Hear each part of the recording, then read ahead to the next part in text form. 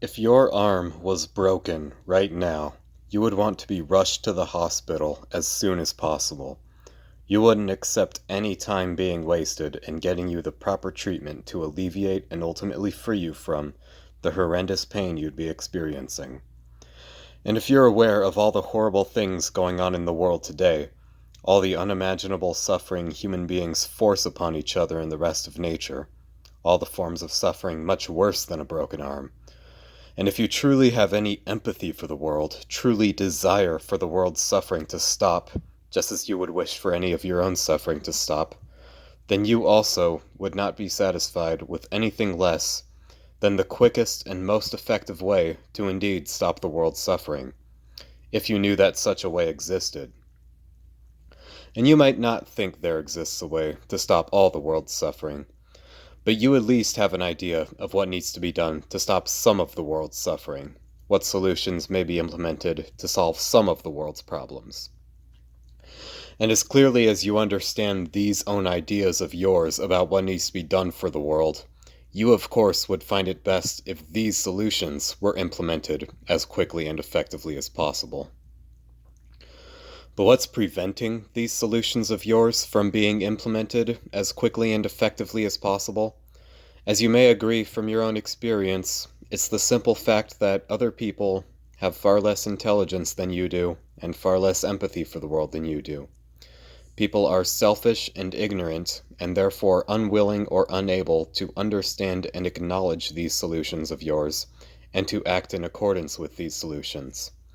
Thus, the solutions you propose do not get implemented to the degree that they should be,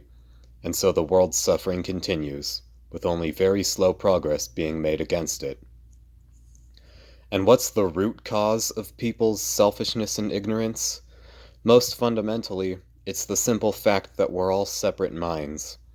We each only have the direct experience of life through our own separate physical bodies, and this is what makes it possible for us to care more about our own happiness than others' happiness, and to be more certain about our own knowledge and beliefs than others' knowledge and beliefs. And you can see this most clearly in the people you've encountered who have opposed your solutions to the world's problems. They don't feel the weight of suffering that others in the world feel,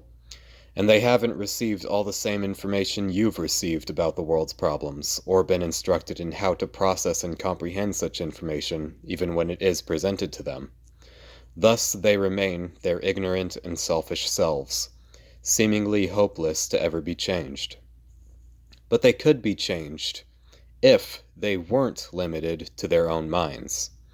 If they could, by some means, be made to directly feel the weight of others' suffering in the world, then they would be just as strongly opposed to the continuation of this suffering as the ones directly experiencing it.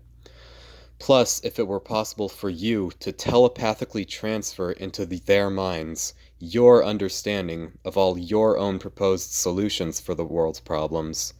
so that they were made to understand these solutions just as clearly as you understand them in your own mind,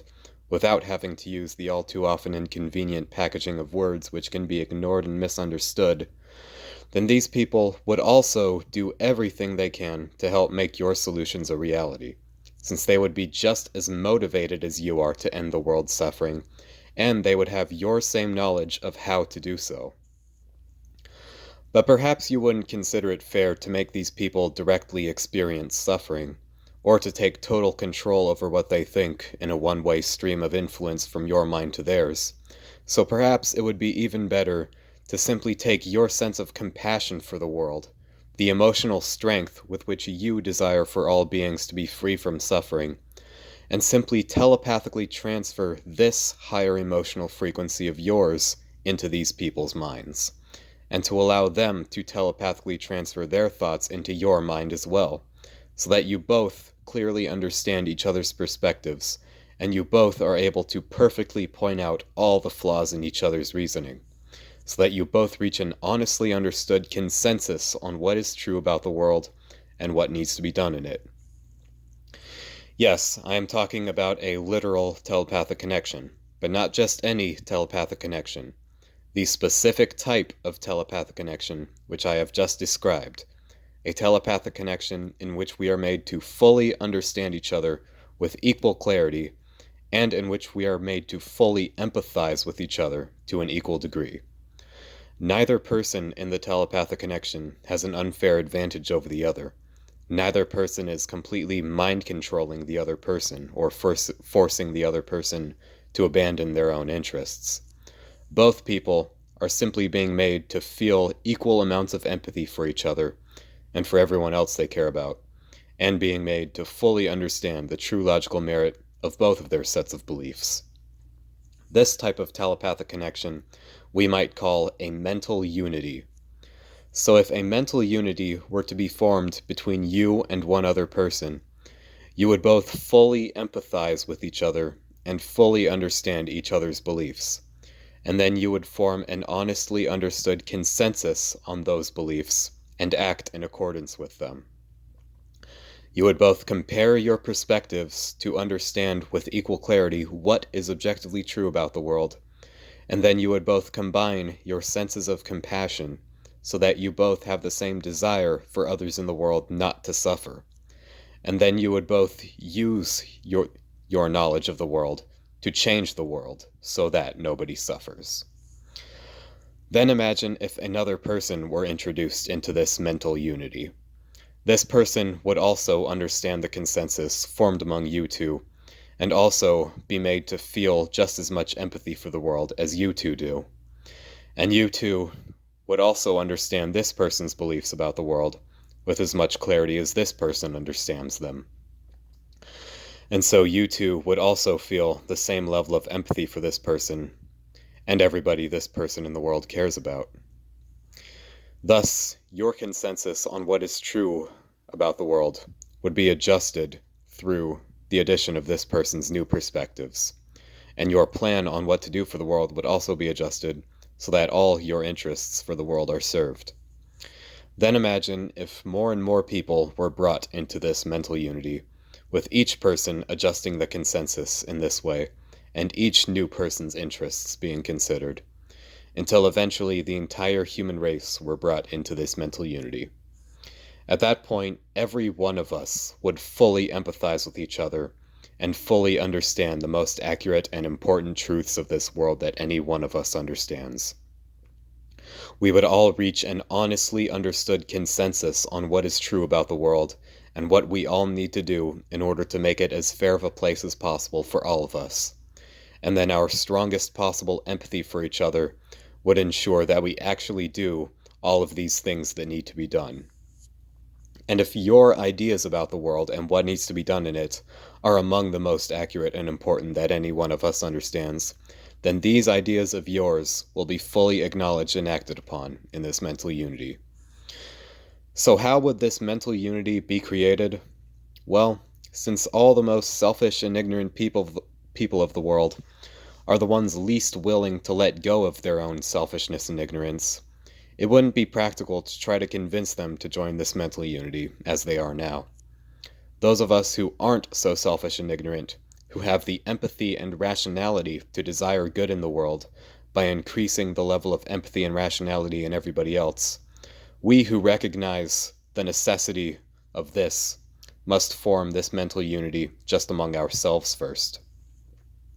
There is evidence that telepathic communication can take place on certain psychedelic substances and during states of meditation.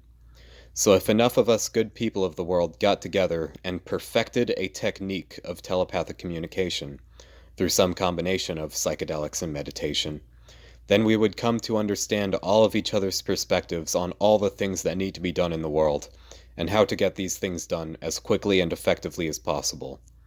Since we all have empathy for each other already, and since meditation and psychedelics also in themselves increase empathy, we would be sure to form a very strong empathetic bond among ourselves, and thus act in perfect harmony with each other to indeed do everything that we know needs to be done. There is also evidence that telepathic communication can take place through technologically induced synchronization of people's brainwave frequencies.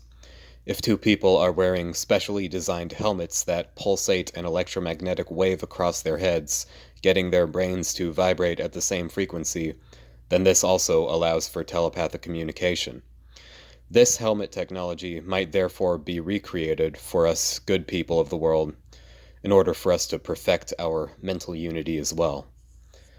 Since there is also evidence that people's heart frequencies can also influence the frequencies of both the brains and hearts of other people,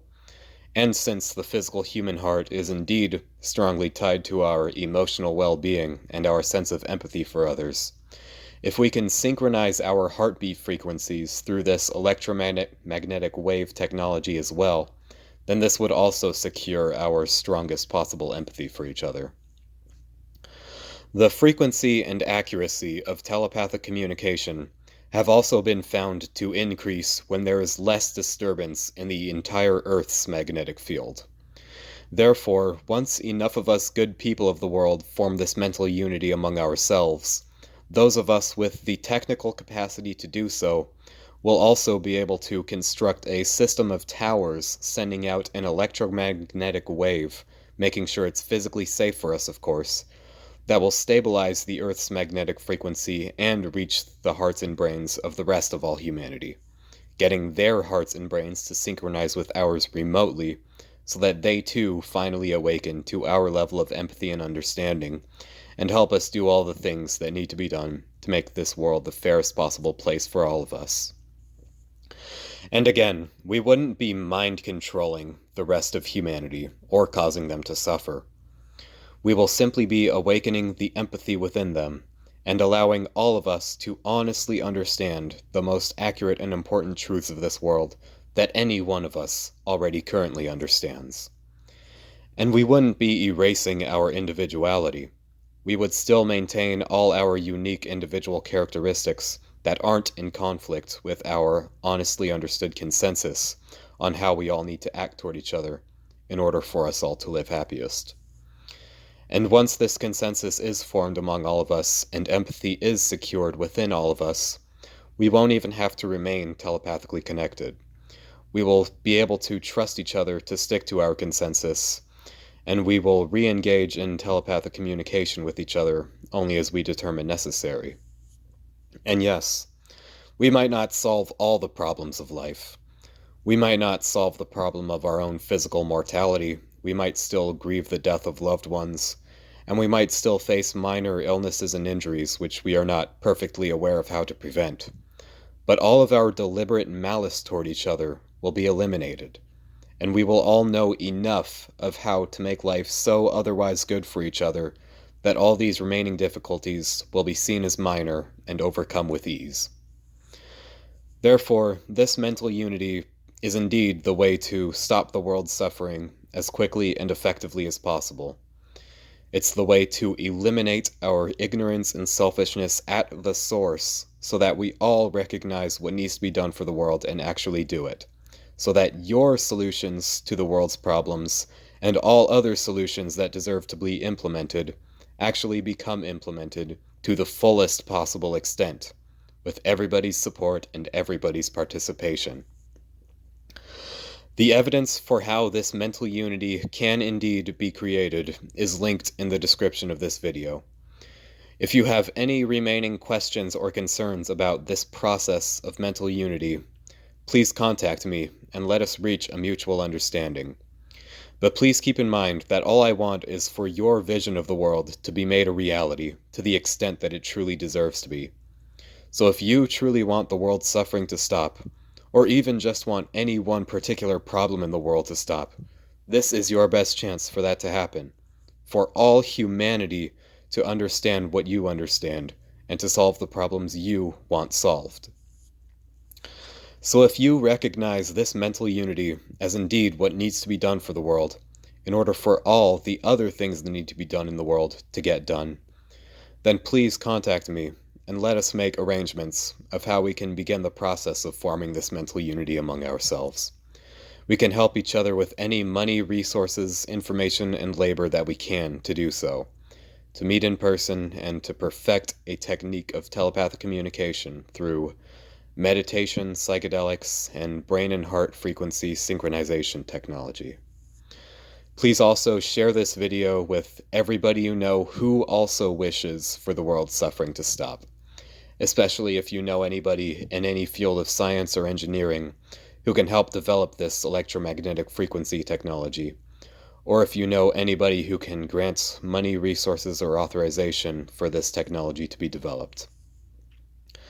If enough of us good people of the world actually acknowledge this truth of this mental unity